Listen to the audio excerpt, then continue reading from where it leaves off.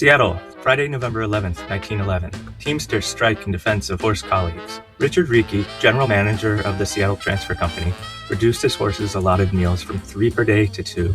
Reekie claimed that recent experiments in the East showed that the horses' productivity and health improved without their midday meal. The strike is called the first of its kind in the history of the United States. The Seattle Star reports, the Teamsters, actuated solely by humane motives, entered strenuous objections this morning when it was announced that the noonday meal would be eliminated. The Teamsters said it was inhumane and unjust and refused to go to work unless the order was rescinded.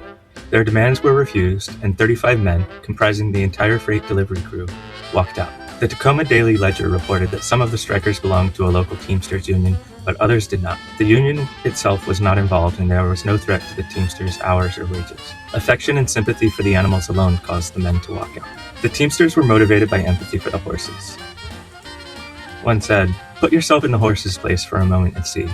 They pointed out that Seattle's many hills make the horses' work even more difficult. A Teamster said, "We refuse to work hungry horses. That's our stand, and we propose to appeal to the Humane Society of King County to back us up."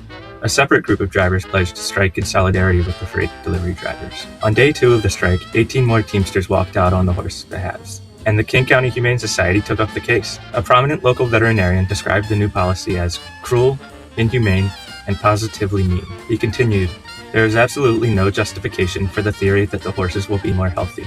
That has been tried out. I can state emphatically from experience that it is wrong, that there is nothing to justify it. It is one of the myths that spring up every so often, and of course the horse is defenseless. But it is positively wrong nonetheless," said the veterinarian. Judge R.R. George, head of the King County Humane Society, pledged to involve the Washington State Humane Society and to investigate personally. May Kruger, secretary and agent of the society, also got involved. Kruger later told the Labor Digest National magazine, "It is one of the most remarkable things of which I ever heard that these men should be willing to forfeit their jobs and probably endure hardship because of their sympathy and affection for the horses." Also on day 2 of the strike, Reekie's Seattle Transfer Company fired some of the striking workers.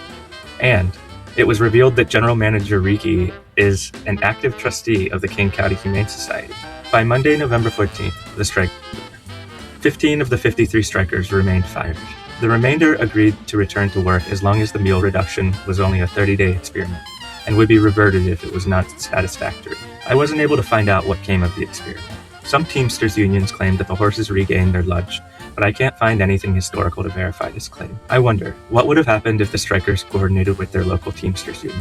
What went on behind the scenes at the King County Humane Society during and after the strike? This is an inspiring yet frustrating story of collective action between organized labor and a group that empowers and protect animals. It is also a reminder that organizations for the protection of animals can be corrupted or used to whitewash abuse and exploitation when their officers or donors' interests conflict with the animals. What do you think of this strike?